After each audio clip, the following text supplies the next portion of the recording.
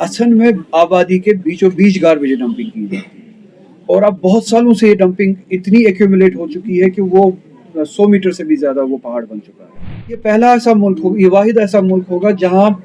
एक water body के बीचों बीच डंपिंग की जाती है, गार्बेज डंपिंग की जाती है। जिसको बेगुनाह मारा जाए, जो मारने वाला हो वो दहशतगर्द है, वो ज्यादती करता है। इस तरह की सर्वेलेंसेज, इस तरह की इंटिमिडेशन, इस तरह का कंट्रोल उस फ्रीडम ऑफ प्रैक्टिस पे इन्फ्रिजमेंट,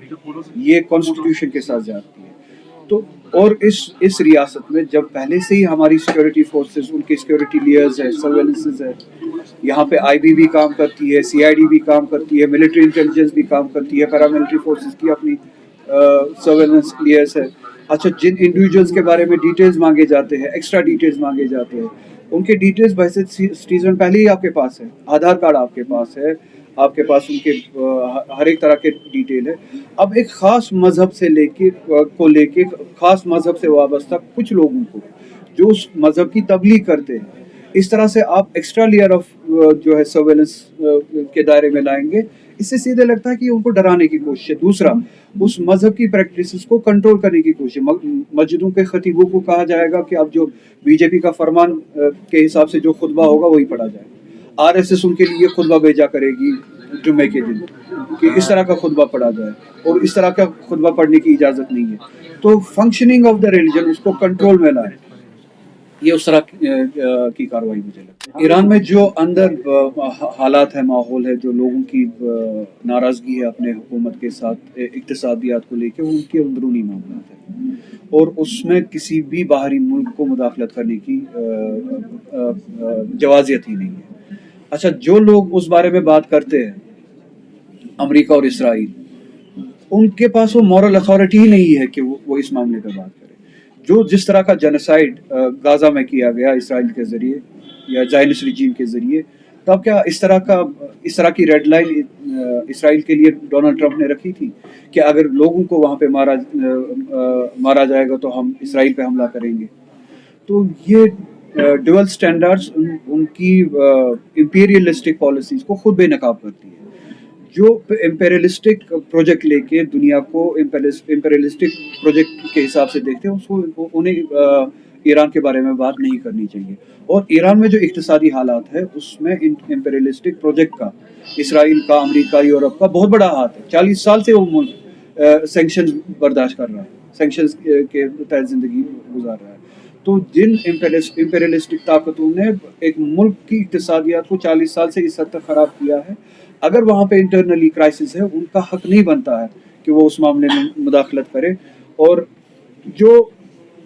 डेमोक्रेसी की बात करते हैं, जो जमहूरियत की बात करते हैं किसी मुल्क के लिए, उनके लिए बेहतर होगा कि वो जमहूरियत के बारे में बात ना करें, क्योंकि वो इसकी रिप्लेसमेंट एक शाही निज़ाम को देखना चाहते हैं, मोनार्की को देखना चाहते हैं। तो वो उनकी नज़र में जो मोनार्की, जो डिक्टेटरशिप ईरान में थी, उसको वापस लागू करना चाहते हैं। इसके बावजूद भी मैं कहूँगा ईरान में जो आपसी इख्तिलाफात है, हो भी सकते हैं, हुकूमत के साथ नाराज़गी हो सकती है, हुकूमत की कोताहियाँ भी हो सकती है, और वो हुकूमत की जो कोताहियाँ है, जो नाराज़गी है लोगों की, वो उनके अंदरूनी मामला है, हमें उन मामला में उतरना नहीं चाहिए। मैं यहाँ पे आया, असन के लोगों ने मुझे बहुत टाइम से बुलाया था और उन्होंने कहा था कि कुछ मामला के बारे में हमें बात करनी है, और सारा श्रीनगर जानता है कि असन का सबसे बड़ा मामला क्या है, जिसके बारे में यहाँ पे लोगों ने आज बात की, वो गार्बेज डंपिंग का है। असन में आबादी के बीचों बीच गार्बेज डंपिंग की जाती है और अब बहुत सालों से ये डंपिंग इतनी एक्यूमुलेट हो चुकी है कि वो 100 मीटर से भी ज़्यादा वो पहाड़ बन चुका है। और ये आप पूरी दुनिया में एक ऐसा मुल्क होगा जहाँ पे आबादी के बीचों बीच गार्बेज डंपिंग की जाती है, जो राइट्स के खिलाफ है, जो ह्यूमन डिग्निटी के खिलाफ है, जो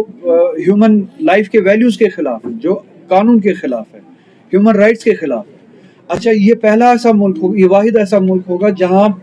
एक वाटर बॉडी के बीचों बीच डंपिंग की जाती है, गार्बेज डंपिंग की जाती है। पूरी दुनिया में हम देखते हैं कि वाटर बॉडीज को बचाने की कोशिश की जाती है। ये ऐसा पहला मुल्क होगा और ये हमारी रियासत ऐसी होगी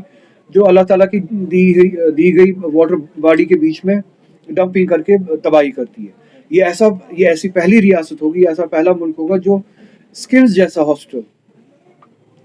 मल्टी स्पेशलिटी हॉस्पिटल जो है, उसके सामने गार्बेज डंपिंग करता है। تو آپ کے ذریعے سے بھی جو یہ ابھی بات ہوئی، میں گورنمنٹ تک، جو ہماری الیکٹڈ گورنمنٹ ہے، ان تک یہ بات پہنچانا چاہوں گا کہ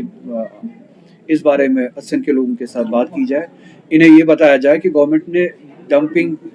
گاربیج مینجمنٹ کے لیے کیا پلانز بنایا ہے، اور ڈمپنگ سائٹ کو یہاں سے ہٹانے کے لیے کیا پلان بنایا ہے، اور جہاں پہ بھی ان کو یہ سائٹ بدلنی ہے وہاں پہ مینجمنٹ کے لیے کیا پلان بنایا ہے، اور اس واٹر باڈی کو ریکور کرنے کے لیے کیا پلان بنایا ہے۔ تو میں خود بھی ایڈمنسٹریشن سے بات کروں گا، آپ کے ذریعے بھی الیکٹڈ گورنمنٹ سے یہ سوال پوچھنا چاہوں گا، میں کچھ عرصے تک ان کے جواب کا انتظار کروں گا، اس کے بعد اگر ان کے ساتھ ان کے حقوق کے لیے ان مشکلات سے نجات دلانے کے لیے مجھے اگر ان کے ساتھ بیٹھنا بھی پڑے، میں بیٹھنے کے لیے بھی تیار ہوں۔ مائنورٹیز جہاں جو بھی ہو، چاہے ہندو ہو بنگلہ دیش میں، چاہے مسلمان ہو ہندوستان میں، یا بے گناہ انسان یا انسان جہاں بھی ہو، چاہے غازہ میں انسان، جس کو بے گناہ مارا جائے، جو مارنے والا ہو وہ دہشت گرد ہے، وہ زیادتی کرتا ہے، وہ صہیونی ہے، وہ طاغوتی ہے۔ تو مائنورٹیز کو اگر بے گناہ قتل کیا جاتا ہے بنگلہ دیش میں، وہ مارنے والا جو ہے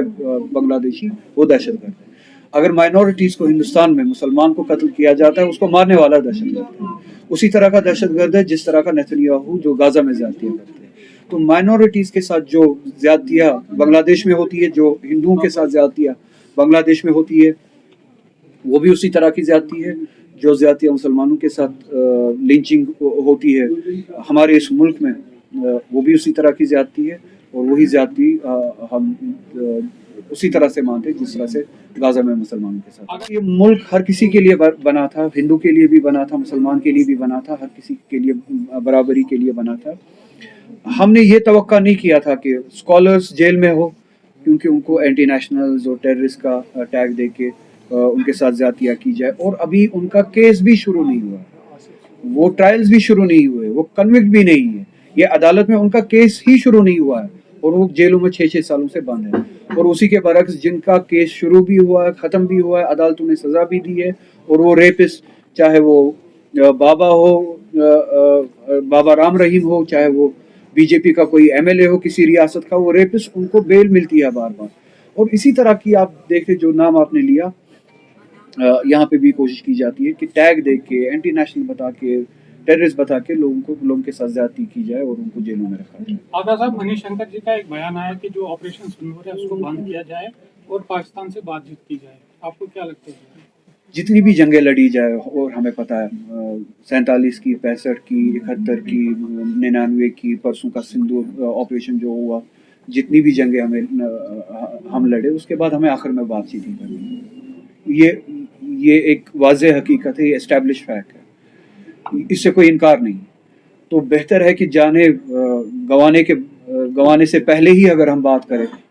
ہمارے فوجیوں کی ہی جانیں بچے، بارڈر پہ جو لڑتے ہیں فوجی،